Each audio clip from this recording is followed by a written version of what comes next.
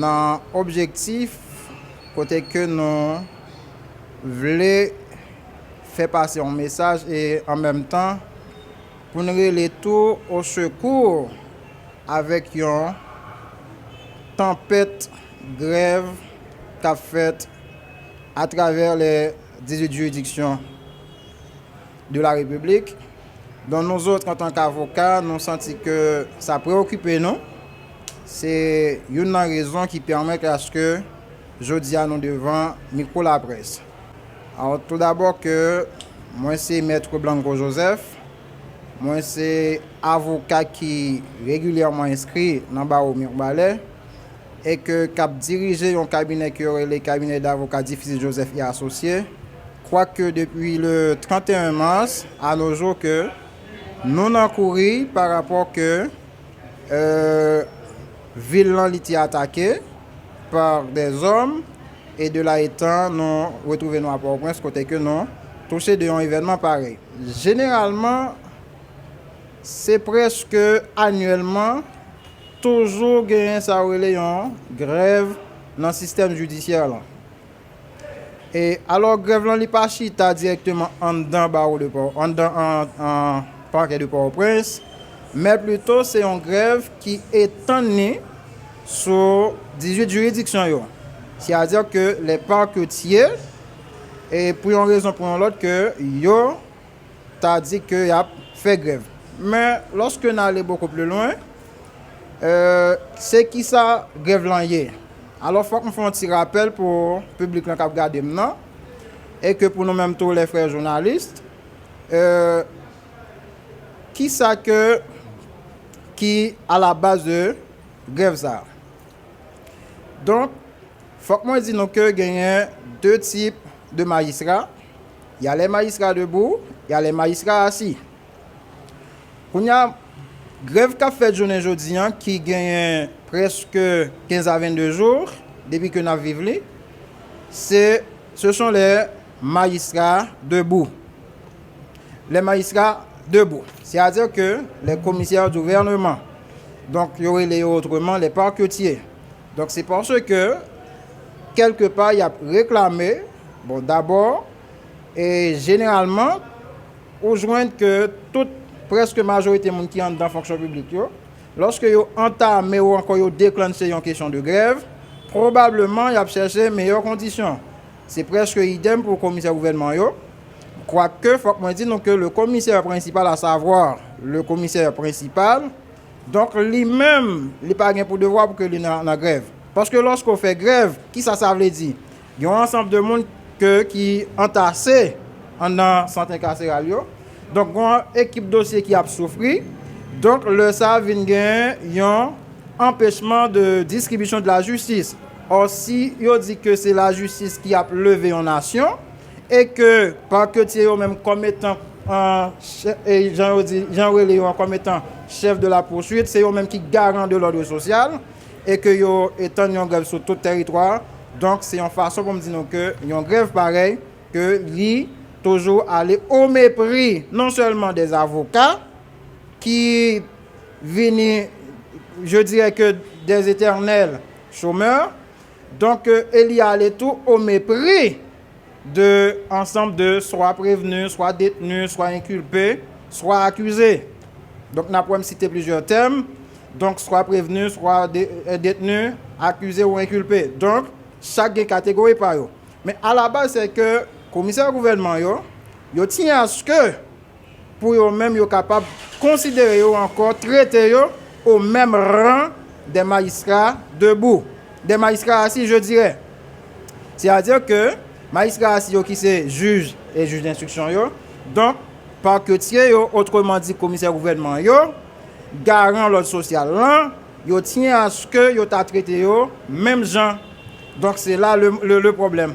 Mais quelque part, nous-mêmes, nous voulons lancer un message pour nous demander que Dr Patrick Pellissier, comme étant le ministre de la Justice, à ce que le font garder qui ça bagaille là. Mais lorsque nous allons beaucoup plus loin, et en termes d'information, quoique en ma qualité d'avocat, je suis maître de mes paroles et je n'engage quiconque à me dire. Donc, le problème qui pose, c'est que le commissaire au gouvernement dans les 8 dire que quitter Chita ensemble avec CPT actuel là, côté que tu as un budget qui était voté pour eux et que CPT en lui-même, suivant une petite information, non, qui t'a disposé, moi, ça vraiment. Fort malheureusement, le ministre des Finances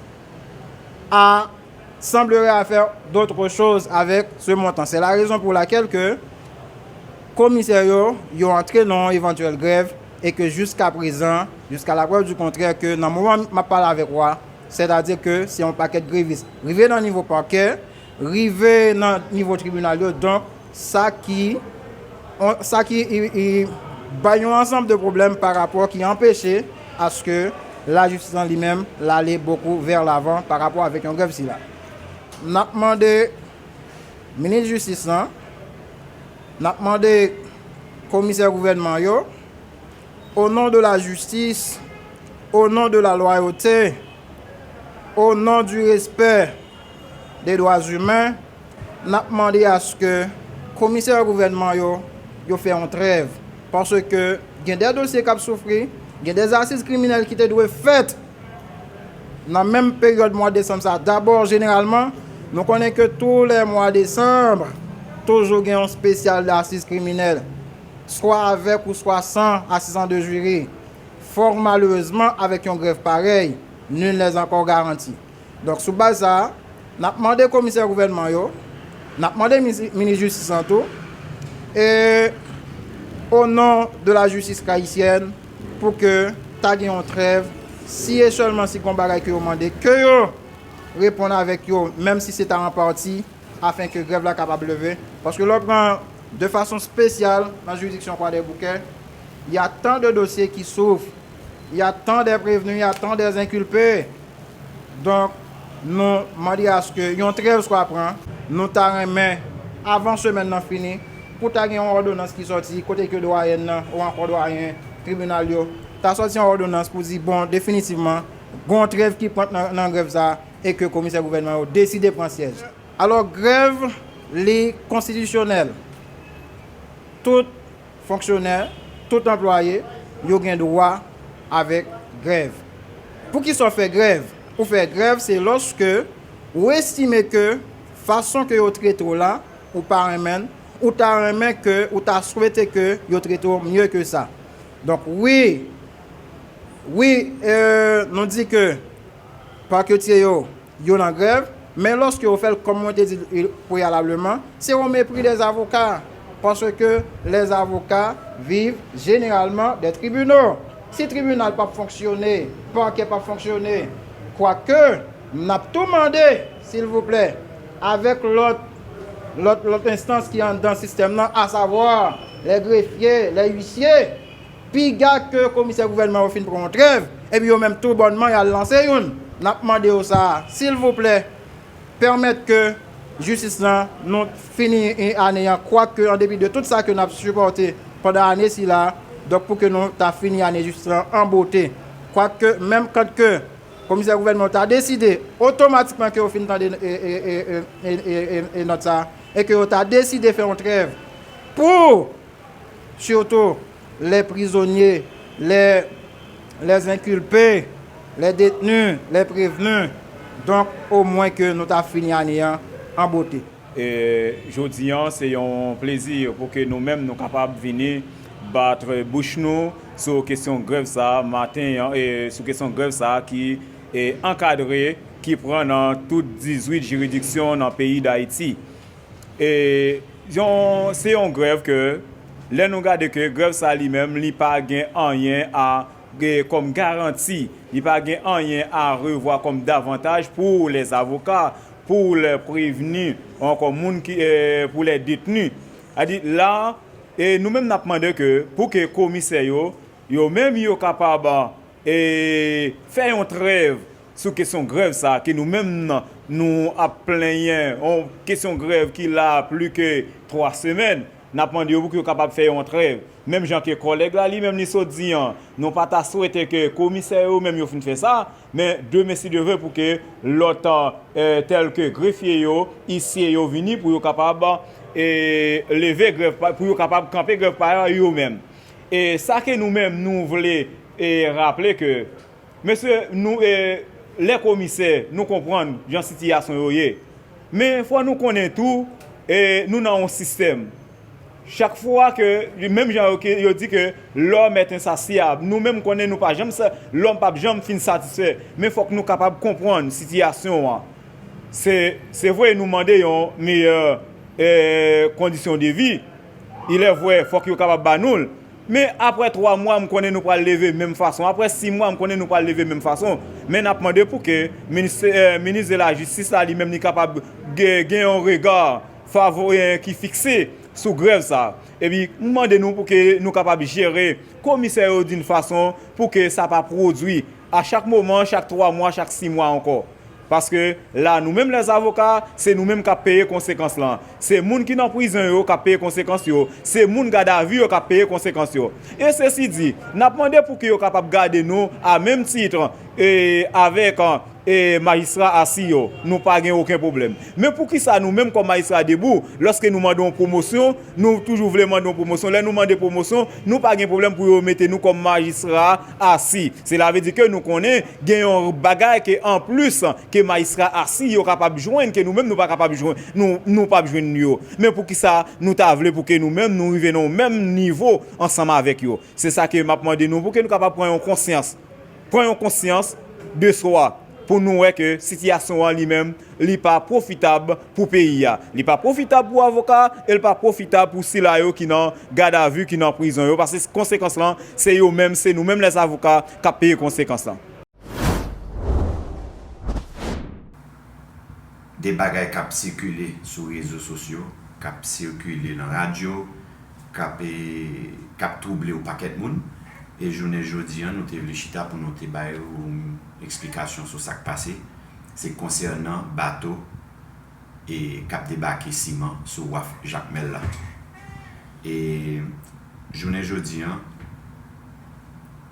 je ne sais pas si c'est un bagage qui concerne la population. Je plus souhaite c'est un bagage qui concerne des gens qui ont des problèmes personnels avec la famille Kaoli. L'homme dit la famille Kaoli, m'a parlé de la famille Kaoli qui qui habitait Jacques Mel. Je ne jeudi et au paquet de rumeurs et cap circuler surtout sur les réseaux sociaux cap bail diffamation et je pense que c'est important pour que une de nous la famille t'ait parlé et je ne jeudi me prend force à courage pour que moi chita pour m'expliquer exactement de quoi elle est. Je ne commence à dire là. C'est pas un bagage qui concerne les populations, mais qui concerne des gens qui ont des problèmes personnels, que c'est au niveau économique, que c'est au niveau business, que c'est au niveau politique. Et je ne dis pas, si c'est pour Mounjamel, nous connaissons Mounjamel, nous en pile. Nous connaissons que Mounjamel au courant de l'effort que nous avons fait et combien de familles qui dépendent de nous-mêmes parce que nous avons pile de familles qui travaillent. Nous avons plus que 50 familles qui ont bénéficié et qui travaillent avec nous. Et nous avons aimé que nous parlions pour nous donner une explication et pour nous mettre sur le bon chemin de ce qui a passé sur Waf Jacques Mella. Pour commencer, je me dis que il faut que tout le monde connaisse le rôle, loi, pays noir.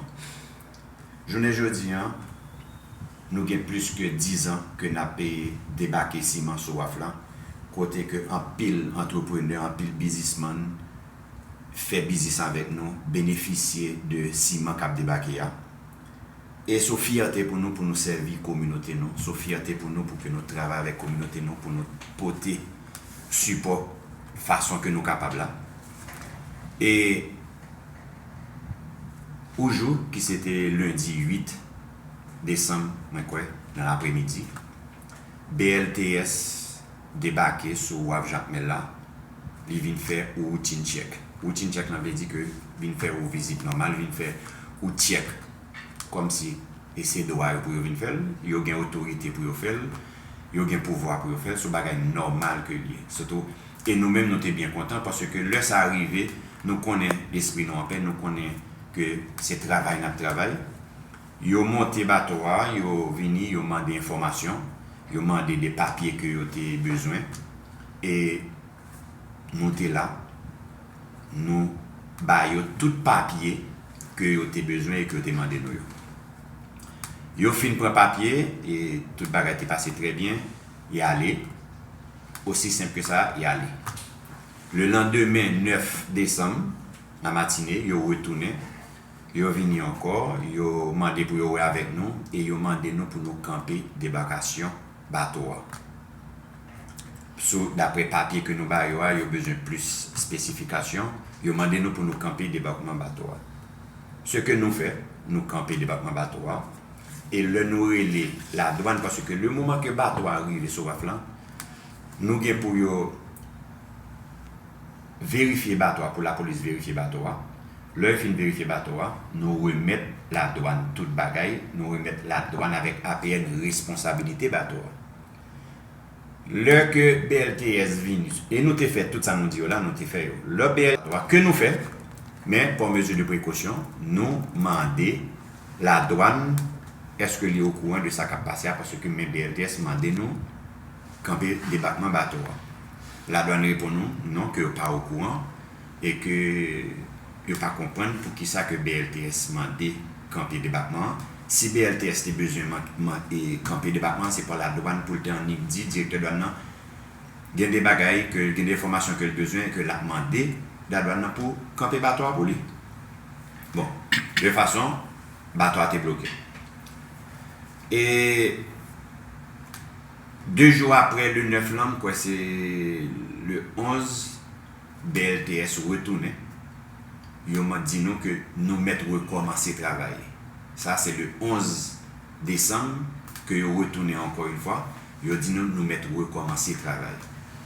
Là, nous dit douane ça là qu'on est là, on dit que douane, est-ce que vous êtes au courant que M. BLTS a dit nous recommencer à travailler? Il dit non, il n'est pas au courant et que bah, il parle avec BLTS.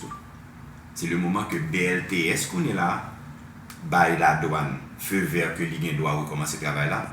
Qu'on est là, la douane décide de camper bateau parce que c'est la douane qui était responsable bateau. C'est la douane qui était supposée camper bateau.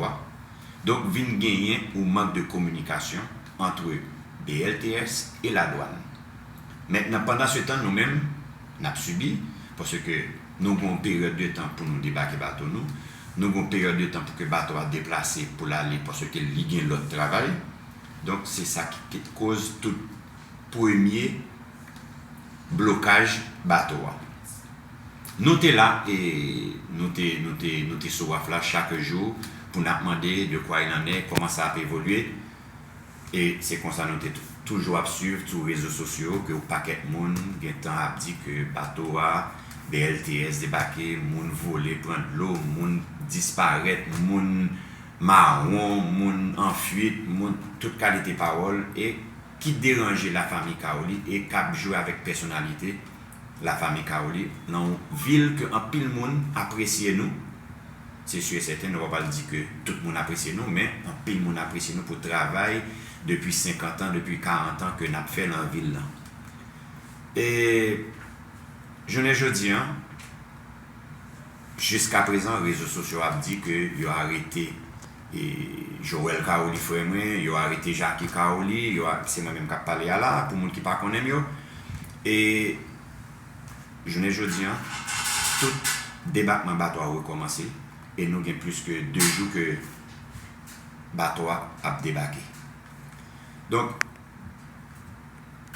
ça qu'a fait sur les réseaux sociaux, moi je dis encore une fois, c'est pas bagage que la population a fait, c'est un bagage que une série de petits groupes de monde qui ont intérêt là-dedans, qui ont un problème personnel avec la famille Kaoli, pour ne pas dire Joël, pour ne pas dire Jackie, et les gens qui ont un problème, nous ne connaissons que nous en affaire avec eux.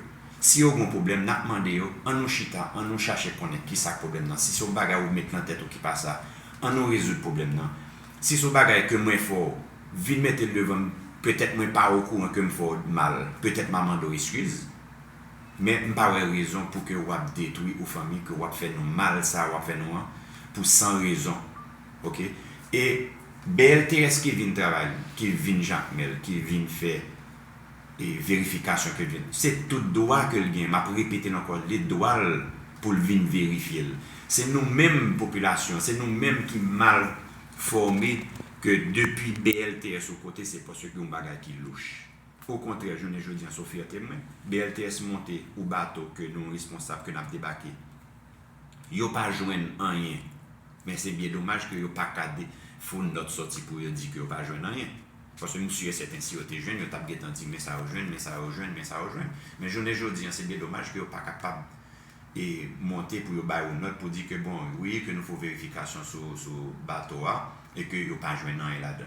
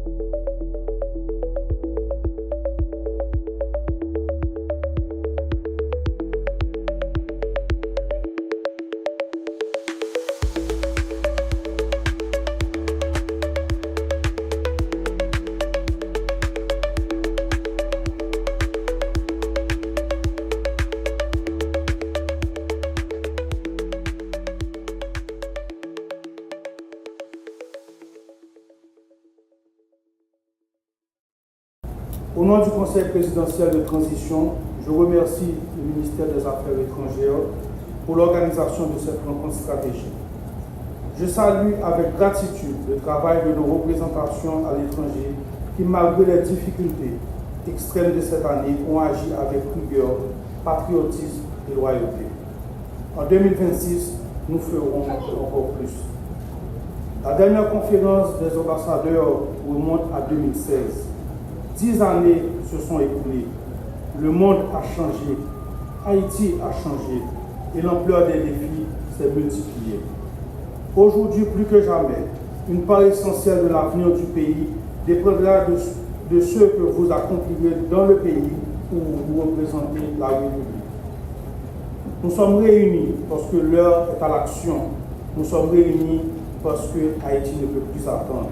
Nous sommes réunis parce que vos actions, votre vigilance et votre engagement sont devenus déterminants pour atteindre les résultats que le peuple attend.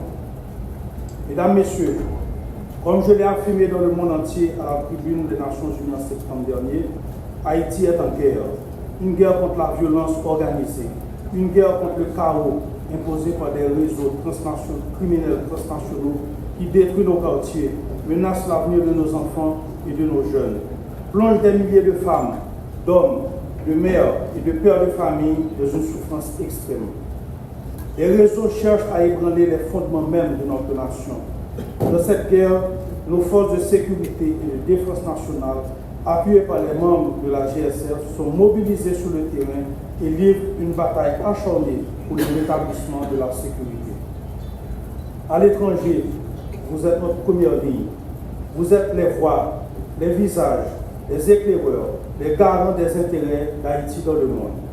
Vous portez la responsabilité de représenter Haïti, de défendre Haïti, de convaincre pour Haïti.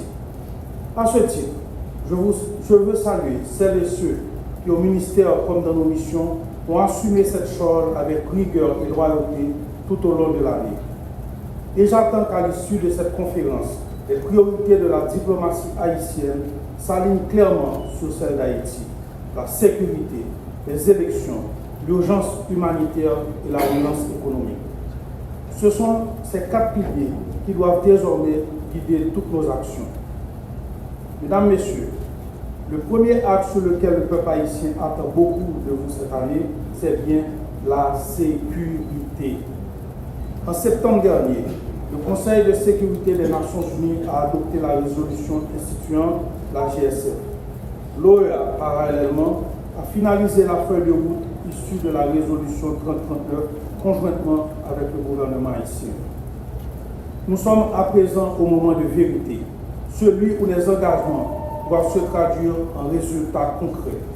Lors de la réunion de génération des forces tenue à New York le 9 décembre dernier, sous le leadership du Canada et des États-Unis, plusieurs pays ont annoncé leur contribution à la GSF.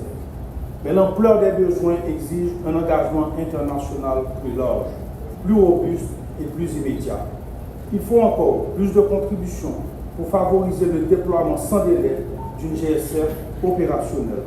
Pour répondre efficacement à la crise sécuritaire en Haïti, la GSF doit être pleinement opérationnelle, correctement équipée, solidement financée et déployée sans délai. En outre, Haïti a besoin d'un appui international ciblé et structuré permettant le renforcement des forces de sécurité et de défense nationale, la construction d'infrastructures pénitentiaires modernes, une gestion rigoureuse et efficace de nos frontières, les moyens pour le désarmement et le démantèlement des groupes criminels, et surtout la réinsertion des enfants soldats, un pilier essentiel de notre stratégie de stabilisation durable. Je vous demande, partout où vous êtes accrédités, de défendre cette exigence avec constance et fermeté. Votre action diplomatique est un levier déterminant pour mobiliser les ressources, les partenariats et le soutien international indispensable à la sécurité de 12 millions de nos compatriotes. Le pays vous mandate pour obtenir des résultats concrets. Mesdames, Messieurs, les élections représentent un chantier prioritaire pour le peuple haïtien. Le décret électoral a été publié. L'État a déjà mobilisé 65 millions de dollars dans le fonds électoral, ainsi que 23 millions supplémentaires dans le budget national 2025-2026. En 2026, Haïti doit organiser des élections libres, crédibles et inclusives. Je vous enjoins de défendre la crédibilité de ce processus auprès de toutes les chancelleries et organisations internationales. Haïti assume pleinement ses responsabilités et nous attendons de nos partenaires un soutien clair, constant et déterminé. Je vous demande également de travailler à obtenir l'appui nécessaire en matériel et technique indispensable au bon déroulement du scrutin, logistique, expertise technologique, formation, observation. Cet accompagnement doit être négocié dans le respect de notre souveraineté et dans un cadre intégralement coordonné par l'État haïtien. La conduite du processus électoral doit demeurer sous l'autorité souveraine de la République. Mesdames, Messieurs, la situation humanitaire reste d'une gravité extrême. Plus d'1 million de personnes ont été arrachées à leur foyer, des enfants privés d'école, des familles sans accès aux soins, des communautés entières privées de services essentiels. L'État et ses partenaires poursuivent leurs efforts pour répondre aux besoins humanitaires les plus urgents. Le plan humanitaire 2025 nécessite 54 milliards de gouttes. L'État a déjà mobilisé 30%. Avec un soutien international accru, nous pourrions assister près de 4 millions de personnes, stabiliser 600 000 ménages en insécurité alimentaire et offrir des perspectives d'emploi à des milliers de jeunes et de femmes. J'en appelle à votre mobilisation. Vos démarches doivent permettre d'obtenir les ressources, les partenariats et les investissements indispensables pour ceux que les groupes criminels ont plongés dans le désespoir. En parallèle, notre stratégie de relèvement repose sur une transition résolue de l'aide à l'investissement, from aid to trade, c'est-à-dire moins d'assistance ponctuelle, plus d'investissements productifs, plus d'opportunités, plus de coopération académique, scientifique et technologique au profit de notre jeunesse, en particulier les jeunes femmes, piliers de notre avenir. C'est ici que j'aborde une autre question prioritaire pour l'État haïtien, la relance économique. Malgré les difficultés actuelles, Haïti demeure une terre d'opportunités. Le gouvernement concentre ses efforts sur la création de 2 grands pôles économiques, dans le Grand Nord et dans le Grand Sud, fondés sur des secteurs stratégiques tels que l'agro-industrie, les infrastructures, les énergies renouvelables, le tourisme durable et les technologies. Ces secteurs offrent un potentiel réel de croissance, d'investissement et de partenariat. Vous devez devenir les champions économiques d'Haïti. Chaque représentation diplomatique doit être un moteur d'influence, d'investissement et de relance. En outre, en tant que pays vulnérable aux catastrophes naturelles, Haïti doit porter une voix forte dans la diplomatie environnementale et climatique, en mobilisant des financements et des partenariats verts. Vous êtes appelés à être non seulement les défenseurs politiques d'Haïti, mais aussi les promoteurs actifs de son développement économique. Une diplomatie proactive, innovante et résolument tournée vers les opportunités. Mesdames, Messieurs, la question de l'implication de la diaspora est un enjeu majeur pour notre nation. Haïti doit pouvoir compter sur cette force qui représente l'un de nos plus grands atouts économiques, culturels et intellectuels. Je vous demande de valoriser pleinement les contributions de nos compatriotes à l'étranger, leurs compétences, leurs investissements, leur créativité et leur engagement civique. Notre diplomatie doit savoir transformer cette richesse en puissance pour le pays. En outre, la situation migratoire exige aujourd'hui une vigilance diplomatique de chaque instant. Dans plusieurs pays, les changements de politique publique plongent nos compatriotes, qui ont pourtant contribué à la vie économique et sociale de leur société d'accueil, dans la précarité et l'incertitude. Ils sont exposés à des risques réels, à des discriminations et à des obstacles administratifs importants. Je vous encourage à défendre leurs droits avec courage, diligence et fermeté. Chaque ambassade, chaque consulat doit être un lieu d'écoute, d'assistance et de protection. La protection consulaire doit devenir une priorité opérationnelle, fondée sur des mécanismes clairs, accessibles et efficaces. Vous devez également maintenir un dialogue constructif et constant avec les États de résidence afin de faciliter la régularisation, la protection sociale et l'accès aux services essentiels de nos ressortissants. Ce dialogue doit être professionnel, persévérant et responsable. Haïti doit être perçu comme un État qui défend ses citoyens avec dignité et constance. Chaque démarche doit être documentée, mesurée et orientée vers la défense du respect dû à nos compatriotes. Enfin, je compte sur une coordination beaucoup plus étroite entre nos ambassades, nos services consulaires, le ministère des Affaires étrangères et toutes les institutions compétentes afin d'assurer une assistance plus efficace, notamment sur le droit à l'identité, la délivrance de documents administratifs et l'accès au passeport. Chers diplomates, permettez-moi d'aborder un point essentiel avec lucidité et franchise. La diplomatie haïtienne est aujourd'hui souvent critiquée. Elle est perçue comme éloignée des réalités, inefficace, parfois silencieuse, souvent invisible. Ce regard critique ne peut être ignoré, il doit être adressé. Et pourtant, je le dis avec conviction, Haïti dispose de diplomates talentueux, compétents, profondément engagés, des femmes et des hommes capables de défendre avec intelligence et dignité les intérêts de la nation. Notre pays dispose actuellement de 52 missions diplomatiques à travers le monde. 6 nouvelles missions ont déjà été approuvées et 4 autres sont encore en attente d'approbation. Cet engagement diplomatique représente un investissement budgétaire considérable pour l'État haïtien dans un contexte financier difficile. Les résultats doivent être à la hauteur des ressources mobilisées. C'est pourquoi notre diplomatie doit aujourd'hui se réinventer. Le peuple haïtien attend de vous discipline, rigueur, responsabilité, efficacité, initiative. Les missions diplomatiques doivent soit s'aligner sur l'engagement de l'État haïtien afin de promouvoir une gouvernance responsable, intègre et transparente. J'invite le ministère et particulièrement l'inspecteur général des ambassades et des consulats à y veiller. Il nous faut bâtir une diplomatie d'excellence fondée sur la compétence, l'intégrité et le mérite afin de restaurer la confiance entre la nation et ceux qui la représentent. Il est indispensable de non seulement procéder à une évaluation rigoureuse et minutieuse de chacune de nos missions diplomatiques, mais surtout de prendre les mesures adéquates dictées par la situation. Les défis sont connus et je m'en voudrais de les étaler devant cette assistance initiée. Ce qui importe aujourd'hui, c'est notre capacité collective à reconstruire une diplomatie cohérente, disciplinée, alignée sur les priorités nationales et lucide face aux enjeux régionaux et globaux. Cette réforme repose aussi sur le facteur humain.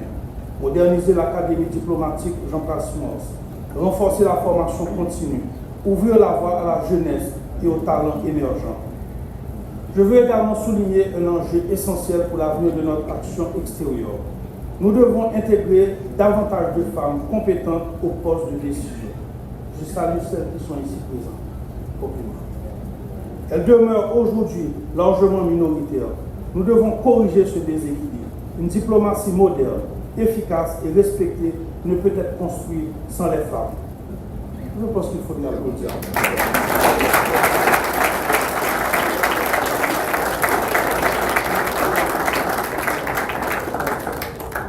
La réforme que nous appelons de nos voeux doit être aussi une réforme d'équité, de mérite et d'ouverture.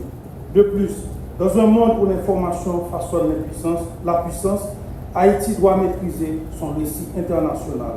La diplomatie numérique, la lutte contre la désinformation, la valorisation de notre culture et de notre histoire doivent être des priorités stratégiques. Mesdames, Messieurs, nous sommes aujourd'hui appelés à servir une cause qui nous dépasse, redonner à 12 millions d'Haïtiennes et d'Haïtiens le droit de vivre en paix, en sécurité et dans la dignité. Jamais dans notre histoire récente, la mission diplomatique n'a été aussi cruciale. Si je devais résumer en un mot l'attitude que le peuple haïtien attend de vous, ce serait celui-ci. Engagement. Engagement total, constant, animé par la dignité de servir la nation. Votre mission ne peut pas se limiter à la gestion administrative ou la présence protocolaire. Haïti n'a pas besoin de diplomates spectateurs, mais de diplomates acteurs, déterminés, courageux, proactifs. Je vous invite donc à sortir de vos bureaux, à prendre votre bâton de pèlerin, à rencontrer les personnalités capables d'appuyer, d'accélérer ou d'influencer les priorités haïtiennes. La diplomatie haïtienne doit être offensive, ouverte, polycentrique. Elle doit consolider et galvaniser nos partenaires traditionnels, mais aussi ouvrir des horizons nouveaux. L'Afrique nous est solidaire et elle voit en Haïti un symbole, un miroir, une sœur. La région du Golfe s'intéresse à Haïti. Elle apprécie la dignité au profit de notre jeunesse. en particulier les jeunes femmes, piliers de notre avenir.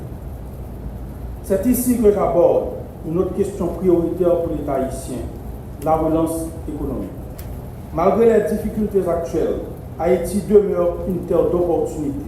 Le gouvernement concentre ses efforts sur la création de 2 grands pôles économiques, dans le Grand Nord et dans le Grand Sud, fondés sur des secteurs stratégiques tels que l'agro-industrie, les infrastructures, les énergies renouvelables, le tourisme durable et les technologies. Ces régions représentent des opportunités majeures en matière d'investissement, de coopération technique, d'influence politique et de solidarité internationale. Haïti ne peut ni les ignorer ni les attendre. C'est à vous d'aller les chercher. Vous devez ouvrir ces portes, explorer ces pistes, proposer des stratégies, solliciter des visites officielles, initier de nouveaux dialogues. Les grandes lignes de notre vision pour la diplomatie étant posées ici, j'instruis la chancellerie d'élaborer des plans stratégiques clairs, ambitieux et opérationnels afin d'inscrire ces relations émergentes dans une dynamique durable, cohérente et utile aux priorités nationales. Nos missions diplomatiques doivent élaborer des plans stratégiques clairs, ambitieux et opérationnels afin d'inscrire ces relations émergentes dans une dynamique durable, cohérente et utile aux priorités nationales. Nous devons parler d'une seule voix, avec une communication stratégique cohérente et calibrée, capable de rétablir la confiance à l'international. Un pays se tient debout lorsque ceux qui la représentent savent où il va. À travers ce discours, je vous ai donné la direction qui doit guider vos actions en 2026. Partout où vous êtes déployés, vous devez porter la voix d'Haïti avec intelligence, avec stratégie, avec dignité, avec conviction. L'histoire retiendra votre courage, votre discipline, votre capacité à agir. Alors, avançons sans hésiter, sans faiblir, pour la sécurité, pour les élections, pour la relance économique, pour Haïti. C'est dans cet esprit de devoir et de responsabilité nationale que je déclare ouverte cette conférence des ambassadeurs de la République d'Haïti. Je vous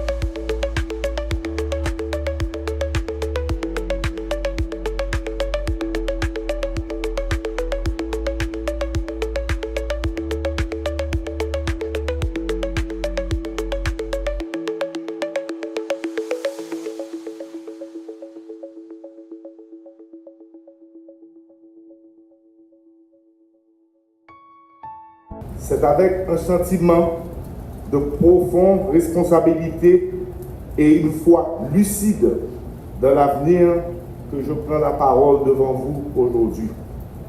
Permettez-moi avant tout de saluer et de remercier chacun et chacune d'entre vous pour le travail accompli au cours de cette année particulièrement difficile.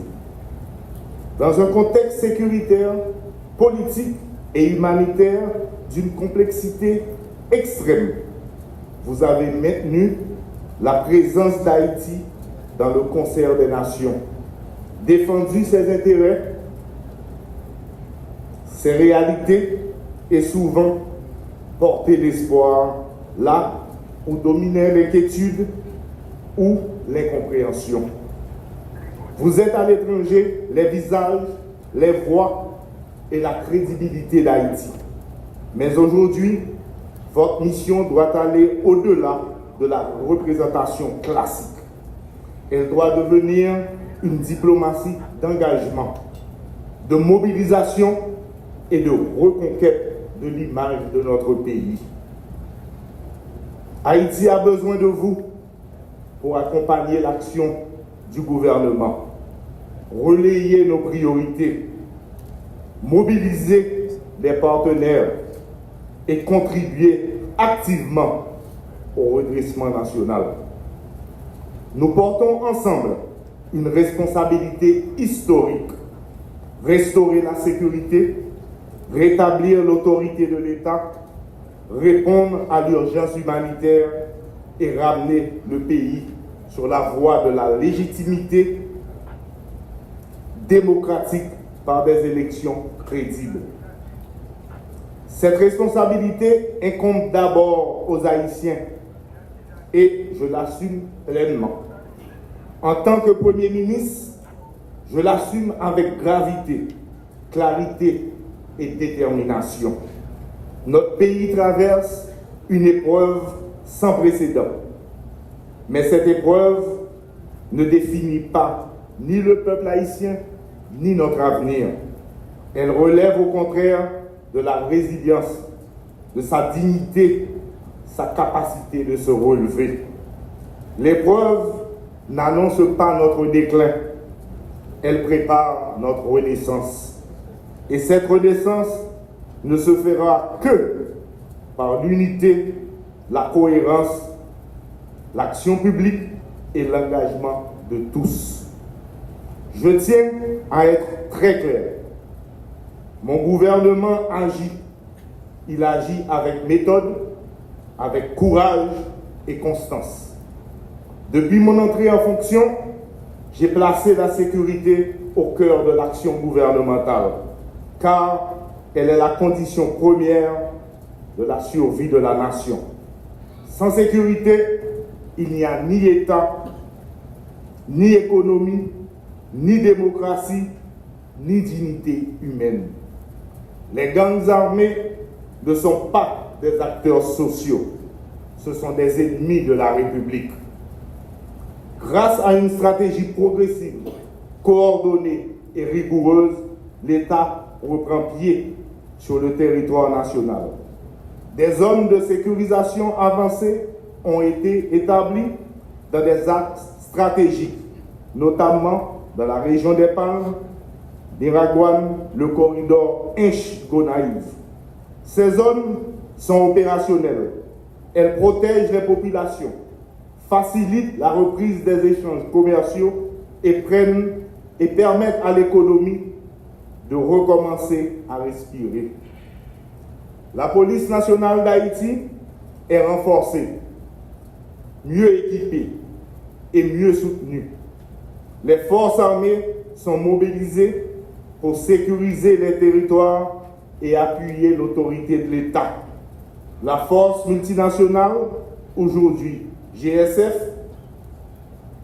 autorisée par les Nations Unies, agit en appui ciblé sous la coordination de la BNH et des forces armées pour renforcer l'impact de toutes les opérations policières et stabiliser les zones reconquises.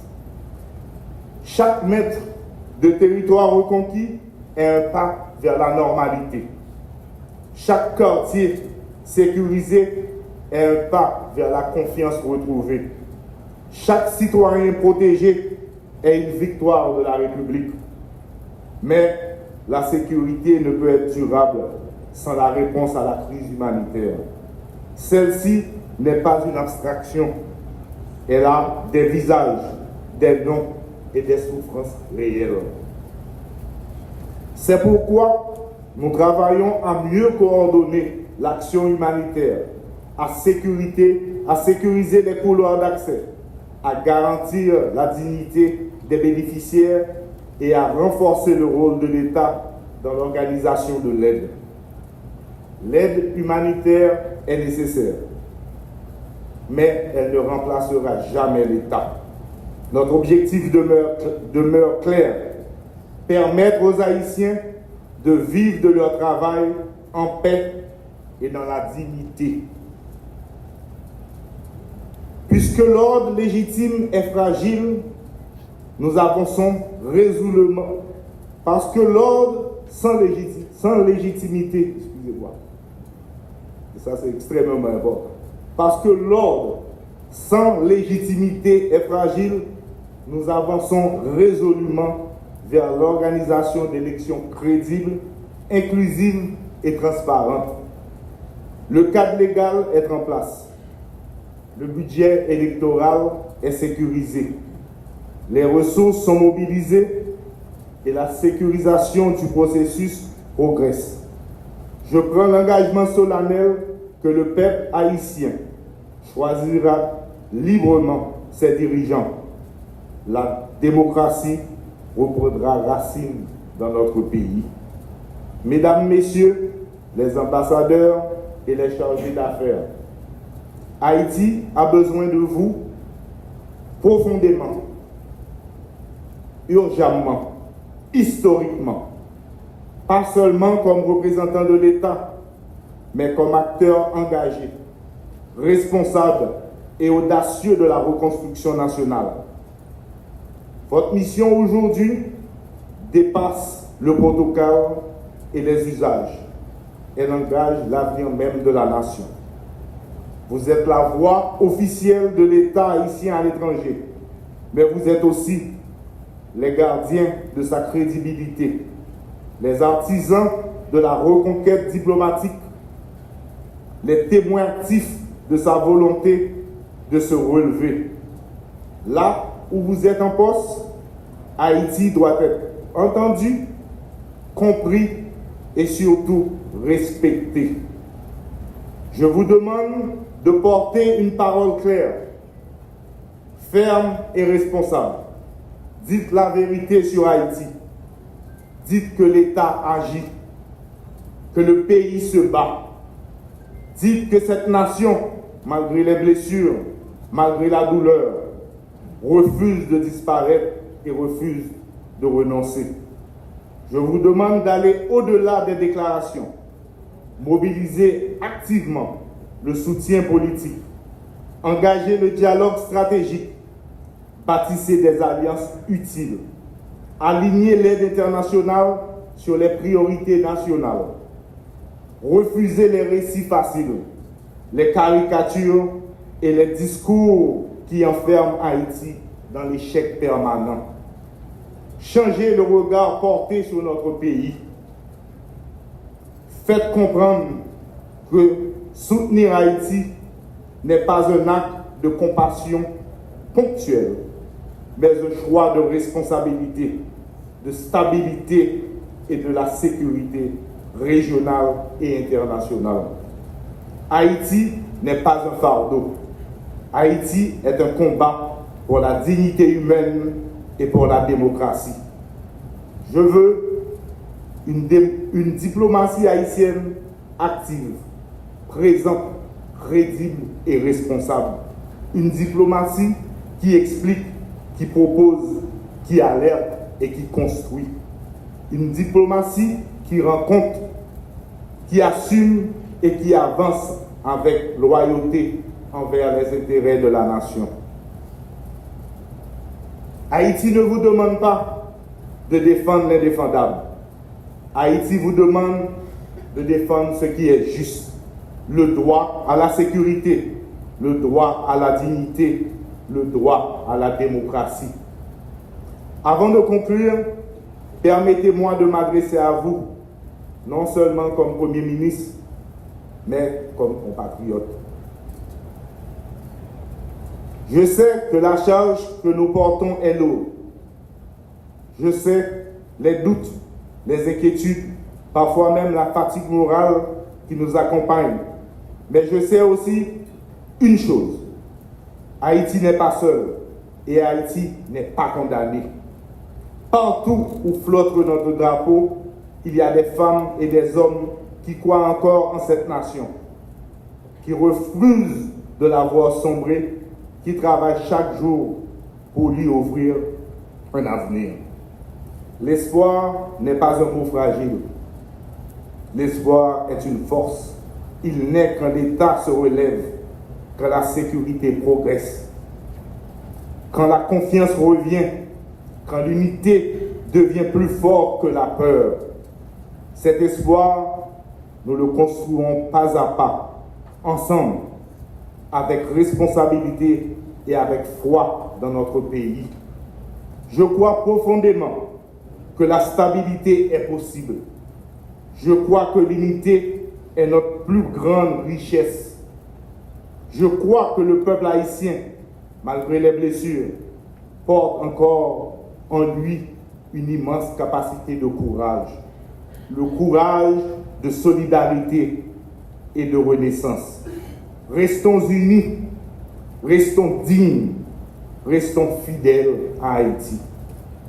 Que chacun et chacune de vous, à votre poste, soit un artisan de cette stabilité, un bâtisseur d'unité, un messager d'espérance.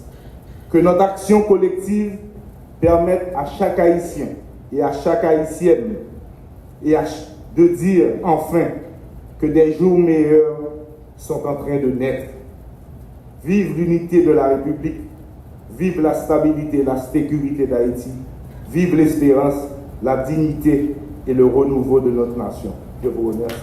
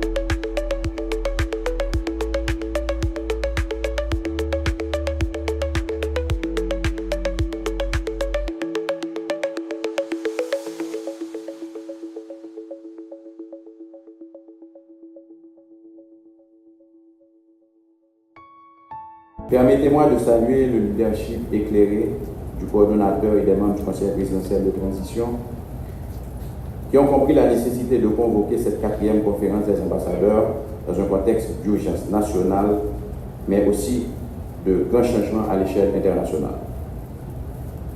Face aux craintes et aux espoirs découlant de cette conjoncture, les chefs de mission qui sont en première ligne de la défense et de la souveraineté nationale sont donc invités à réfléchir avec réalisme et sérieux sur l'état actuel de notre diplomatie et les perspectives pour demain avec, pour toile de fond, les priorités nationales et la place qui doit revenir à Haïti dans ce monde en pleine transformation.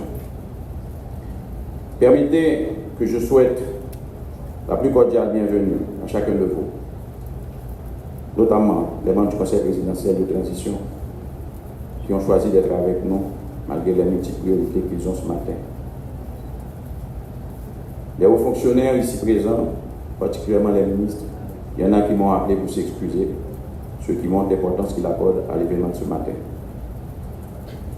Les honorables membres du corps diplomatique, je vois l'ambassadeur de Taïwan qui est malade, malgré ça, il est là. Merci d'être là, monsieur l'ambassadeur. Les représentants des organisations internationales et des membres des consulats honoraires, depuis hier, qui me prouvent le dynamisme qu'ils ont à s'intégrer davantage pour les priorités nationales, je leur dis merci.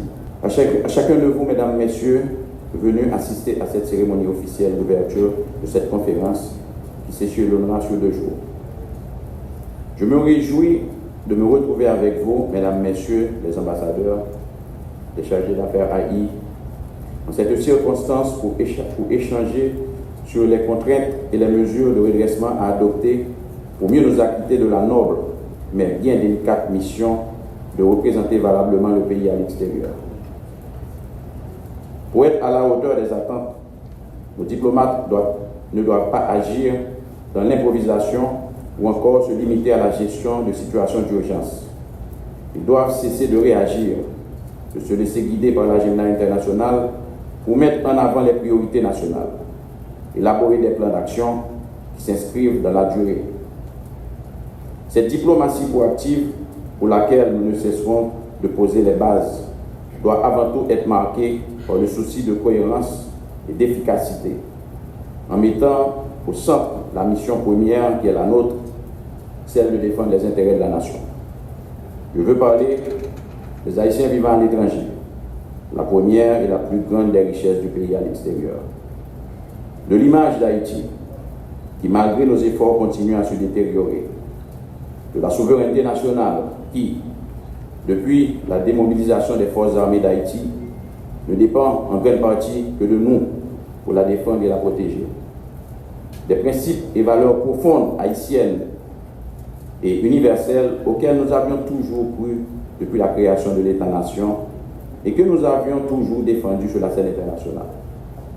Et finalement, des produits haïtiens qui nous prouvent chaque jour que c'est avant tout de la qualité que vient le respect et non de la quantité. Je salue le Premier ministre et je lui dis merci d'être avec nous. Vous êtes appelés à toujours porter la voix d'Haïti partout où vous êtes, particulièrement dans les enceintes internationales, et à constamment rechercher de nouvelles opportunités pour son développement, en prenant toujours comme base de votre travail avec vos interlocuteurs le respect mutuel, la coexistence pacifique et la coopération. De préférence, je veux parler d'une coopération gagnant-gagnant. Ce sont autant d'attributions liées à votre statut de représentant d'Haïti et que vous remplissez parfois au prix de grands sacrifices et de risques trop souvent ignorés ou sous-estimés. Je me joins ce matin aux membres du Conseil présidentiel de transition, au Premier ministre, pour saluer vos efforts, tout en vous invitant à plus de patriotisme et de loyauté à ce pays qui nous a tout donné. Nous sommes donc ici dans le cadre d'un rendez-vous hautement institutionnel qui s'inscrit dans l'esprit de la continuité de l'action de l'État. La diplomatie, en effet, c'est la capacité à gérer la durée et le long terme, à anticiper les crises et à bâtir des relations durables et solides. Certains disent qu'elle est la maîtrise du temps long. Moi, j'insiste toujours sur l'importance du savoir-être, sur le savoir-faire. C'est ainsi que chaque réflexion, chaque décision, chaque initiative et chaque action du service extérieur doit contribuer à la restauration de la stabilité, au progrès économique, à relever la dignité républicaine et à valoriser les atouts qui donneront à Haïti sa vraie place sur la scène internationale.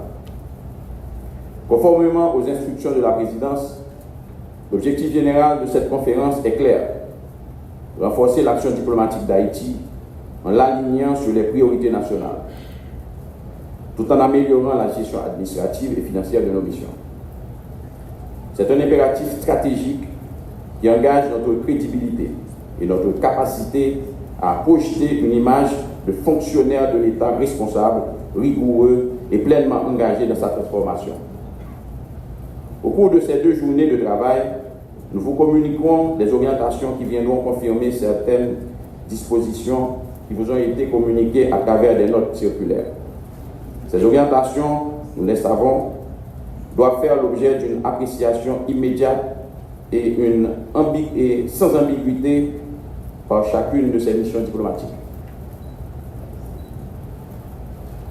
Les ministres en charge des ministères sectoriels, dont nous saluons la présence de certains à cette cérémonie, viendront tour à tour vous entretenir pour vous informer de manière détaillée des avancées du gouvernement dans la mise en œuvre de ces chantiers prioritaires, notamment la sécurité, la réponse aux urgences humanitaires, la préparation des prochaines joutes électorales, la gouvernance, la coopération internationale, la relance économique, sans oublier les nouvelles dispositions pour mieux accompagner nos compatriotes à l'étranger. Ce partage d'informations vise à harmoniser nos efforts et à vous permettre de mieux dialoguer avec nos partenaires à l'étranger et aligner vos actions sur ces priorités nationales. Cette conférence est également l'occasion d'ouvrir un espace d'échange approfondi sur les opportunités de coopération bilatérale et multilatérale susceptibles d'appuyer nos priorités nationales. Quel type de coopération pour Haïti? Quels sont les partenariats les plus susceptibles d'accompagner l'effort national au cours des prochaines années?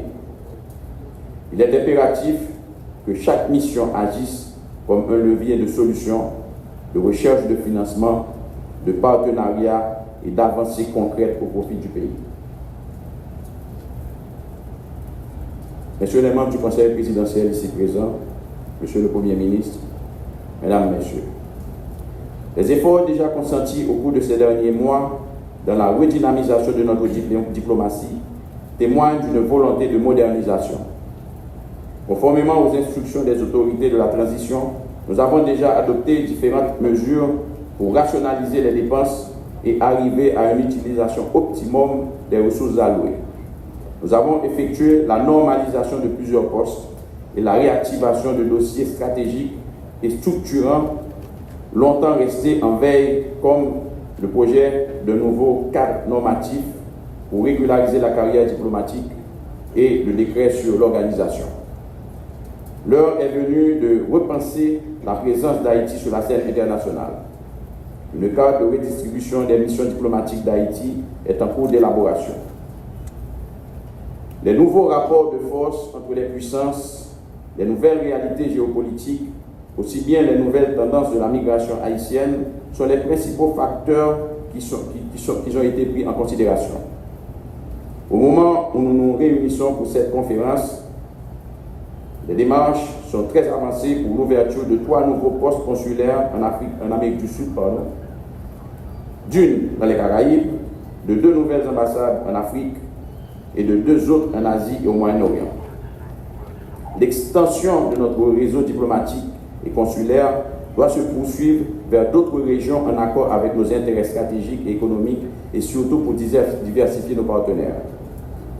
Au cours de ces derniers mois, des situations bien particulières survenues dans des régions assez éloignées avaient permis de démontrer comment notre réseau diplomatique et consulaire était désormais capable d'accompagner et de secourir des compatriotes en difficulté, soit au Moyen-Orient ou dans des zones indo-pacifiques. Des régions où nous avons été jusque-là absents. Je garde encore un souvenir ému du retour sur le sol national du petit Ashton Milor, ou encore de la sortie récemment de la jeune Lise Jean-Baptiste d'une prison en Malaisie. Grâce aux interventions coordonnées de nos missions diplomatiques et consulaires, ce sont des exemples qui dictent avec force la nécessité de repenser et de moderniser nos services consulaires pour répondre aux attentes et nous placer à la hauteur des défis. Dans la région Caraïbe, bastion des plus grandes communautés haïtiennes, de récentes dispositions administratives ont conduit à réduire considérablement les délais pour l'octroi des passeports et de documents d'identité à nos compatriotes. Dans ce contexte, nous saluons la synergie qui s'est développée entre nos services et la direction de l'immigration et de l'émigration.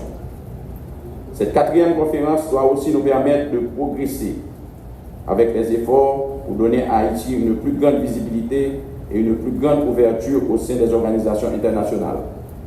Le multilatéralisme a été depuis longtemps l'une de nos principales forces et aussi la voie idéale pour faire connaître et défendre les valeurs avec lesquelles notre nation s'est toujours identifiée. Ce qui est mis en avant dans le contexte actuel, c'est de trouver comment valoriser les compétences nationales au sein des organisations internationales. À aucun moment de son histoire diplomatique, Haïti n'a jamais été si intéressé à jouer un rôle dans la gouvernance régionale et mondiale. Nous saluons les efforts de nos équipes dans les services centraux et dans les missions à l'étranger qui sont déjà mobilisés pour soutenir et accompagner les candidatures haïtiennes au sein des organisations internationales. Parallèlement, au niveau national, nous mettons beaucoup l'accent sur le rapprochement avec les populations. En 2 occasions, nous avons ouvert nos archives pour partager avec le grand public des documents inédits de notre histoire diplomatique. Pour ce qui concerne le service à la clientèle, ces derniers mois, des efforts ont été consentis pour moderniser le service de légalisation des documents et réduire considérablement les délais de livraison. Au cours de l'une des sessions de cette conférence, nos techniciens vous feront, mesdames, messieurs les ambassadeurs et chargés d'affaires, une démonstration de l'application informatique qui vous permettra de vérifier en temps réel, depuis votre bureau à l'étranger, l'authenticité des documents à légaliser. Vous connaîtrez aussi plusieurs dispositions adoptées pour augmenter la fiabilité des documents légalisés ainsi que le système. Mais ce qui nous rapprochera davantage de cette population, dont la force de travail permet le fonctionnement de nos missions à l'étranger, ce sera incontestablement l'ouverture des bureaux et annexes dans les villes de province. Dans quelques jours, le premier ouvrira ses portes au Cap haïtien. Cette ville, au juste Chalat, le premier chancelier haïtien, avait rempli ses fonctions de ministre des Relations extérieures. Mais nous devons reconnaître avec franchise qu'il reste des défis importants. L'amélioration du fonctionnement administratif, la maîtrise stricte des dépenses, la discipline dans la transmission des rapports et la mise en œuvre des directives du ministère constituent encore des chantiers à parfaire. Nous devons agir avec la même détermination dans les services extérieurs qu'au niveau des services centraux. C'est pourquoi cette conférence n'est pas une simple rencontre. Elle est un espace de responsabilité partagée, un temps d'évaluation, d'orientation et d'engagement où chacune de nos décisions doit renforcer l'État, consolider la transition et préparer l'avenir institutionnel de notre diplomatie. Je vous invite donc à aborder ces travaux avec responsabilité et une grande conscience de la haute mission qui vous incombe. La diplomatie haïtienne n'a jamais eu autant besoin de cohérence, de discipline, de créativité et d'unité d'action. Chacune de vos interventions, chacune de vos initiatives doit contribuer à bâtir l'image d'une Haïti résolument tournée vers la stabilité et la reconstruction. Je souhaite que nos échanges soient francs, constructifs, orientés vers les résultats et guidés par la clarté des orientations que bientôt vont nous communiquer le coordonnateur du Conseil présidentiel de transition et le Premier ministre, ainsi que la séance de travail que nous aurons avec les autres membres du Conseil présidentiel de transition tout à l'heure. Je souhaite bonne participation aux uns et aux autres et plein succès aux travaux. Puissent ces assises marquer un moment décisif de refondation, de clarté et de renouveau pour notre diplomatie. Mais je ne veux point finir mes propos sans saluer le travail inlassable de l'équipe de coordination de cette conférence. Le docteur Louis est dans la salle, il est un homme réservé, je lui demanderai de se mettre debout en tant que coordonnateur de ce comité.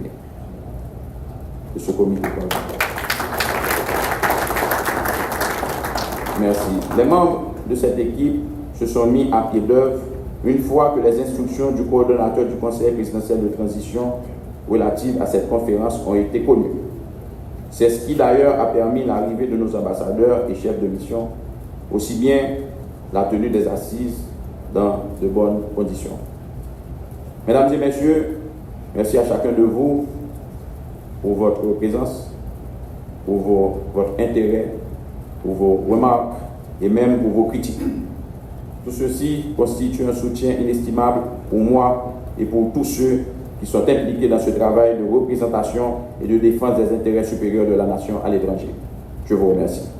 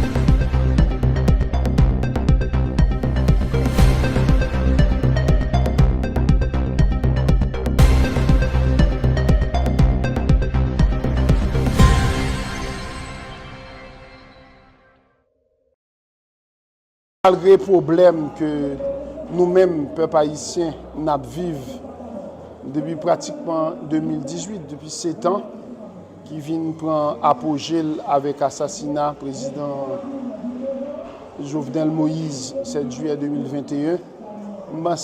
Chaque décembre, c'est un mois qui ne pas venu, j'en l'habitude venir dans le temps peuple haïtien.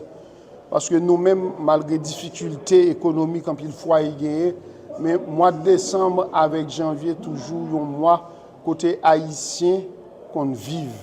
Ils vivent fête fin d'année, ils vivent Noël. Je me rappelle Noël moins dans Grandance, dans Jérémie, je me rappelle Noël moins dans Port-au-Prince, c'était belle bagaille. Donc, aujourd'hui, nous-mêmes dans CPTA, dans le conseil présidentiel là, nous avons réfléchi ensemble à la secrétariat général du conseil présidentiel, Madame Regina Dad en tête li, pour nous faire Timounio content, pour nous fêter avec eux. Pour nous fêter avec eux, pour nous dire Haïti pas doit mourir malgré toutes difficultés que nous vivons, malgré insécurité, malgré les problèmes que nous gagnons, mais nous doit vivre. Donc c'est dans ce contexte ça, moi-même, avec un pile plaisir, je viens participer à la fête là avec Timoun Sayo.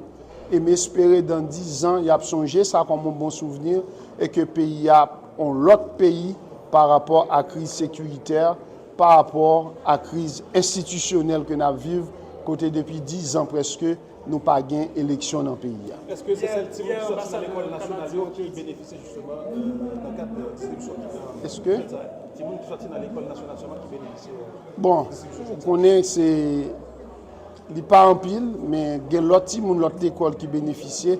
Mais ce qui est important, c'est le geste symbolique là, qui fait là, mais il y a l'autre gouvernement, on nous dit gouvernement tout, ensemble avec le conseil présidentiel là, nous fait un pile quartier populaire, un pile quartier qui plus ou moins favorisé tout, ils joignent un cadeau. Et je pense que c'est son travail qu'a fait au niveau de tout le pays pour nous, si nous avons commencé à porter l'espoir, parce que 2026 ans sont l'autre année pour lui, il n'y a pas qu'à même gens avec 10 dernières années que nous sommes vivants là. L'ambassadeur canadien dit 7 février, nous sommes allés, qui ça dit? Je pense que c'est des interventions ambassadeur Canada, ils répondent clairement à l'accord 3 avril qui te dit mandat nous supposé prendre fin 7 février. C'est vrai, je pense que l'ambassadeur canadien doit comprendre que ce n'est pas lui-même qui peut venir dire nous ça. Nous-mêmes au niveau du CPT, nous connaissons ça, mais en même temps tout, nous connaissons que passation pour faire 7 février, il faut nous assurer de stabilité pays. Il faut nous assurer de continuité pays. Et c'est nous-mêmes qui la présidence, c'est nous-mêmes qui pour chita ensemble avec tout l'autre pôle politique pour nous décider entre nous comment on a fait passation ça. Ce n'est pas lui-même qui peut venir rappeler nous ça. Il a accord 3 avril. Rappelez-nous ça, pas déranger tout, puisque l'accord 3 avril. Mais ce qui est. Moi, je pense que mission s'était fait élection, mais malheureusement, nous n'avons pas de support pour nous joindre. Nous avons pile difficulté parce que le phénomène insécurité, c'est un petit phénomène, mais il y a pile effort qui fait dans la question lutte contre la crise sécuritaire. Mais ce qui est certain, nous pensons que CPTA a pour devoir patriotique, devoir de citoyens et citoyennes, puisque il y a Madame Regina Abraham Lamitan, pour nous chita entre nous, pour nous voir comment nous avons fait passation et comment nous avons traversé 7 février. C'est d'abord une solution haïtienne que nous allons discuter entre nous par rapport à une crise haïtienne. Mais ce qui est le plus important, et c'est ça moi-même personnellement avec plusieurs autres CPT, nous sommes fiers, nous sommes quand même satisfaits, ça fait me dire quand même pas totalement satisfaits, que le processus électoral l'a lancé à travers décret électoral là. Nous profitons de micro, de caméra, pour moi dire CEPA, comme un petit problème dit au niveau décret, on a une solution rapide pour le peuple haïtien avant 1er janvier connaît qui Jean calendrier électoral là y est. Parce qu'après décret, balle la lampier CEPA pour Liban nous vite et pressé calendrier électoral là pour qu'on qui le pays apprécie un président élu avec des sénateurs députés élus parce que une phase qui la instabilité, la insécurité pays c'est parce que pays a pas des autorités légitimes qui pourraient chita parler avec toute force nette qui gagne dans le pays. Parce que je pense que solution c'est pas tout et tout haïtien, solution l'il chita parler à tout. Et chita parler avait dit autorité légitimement élue qui pourra faire travail ça pendant que nous-mêmes n'a fait bataille contre l'insécurité. Option pour jeter avec des fusées pratiquement éclatées. Et pour jeter, c'est une grande décision. C'est une grande décision qui doit être prise à la majorité des 5 membres du CPT. Donc, ce qui est important, m'après dit encore, nous-mêmes au niveau du CPT, jeunes braqués sur la stabilité, sur la continuité, mais en même temps aussi au nom des intérêts du peuple haïtien. Pas non intérêt en groupe en particulier. Merci. Je suis capable de dire que moi-même, les autres, ne pas accepter aucune ingérence dans les affaires pays et de quel que soit mon pays. Fait nos programmes, nous retournons sur champ de masse avec marathon cap sorti pour handicapés devant ce bourdon pour adultes qui ont moyen pour déplacer rapidement. Là, vous voyez avec Timoun, 9 ans, 13 ans, en bas de Carrefour Aéroport, venir sous champ de masse et faire champ de masse pour vivre.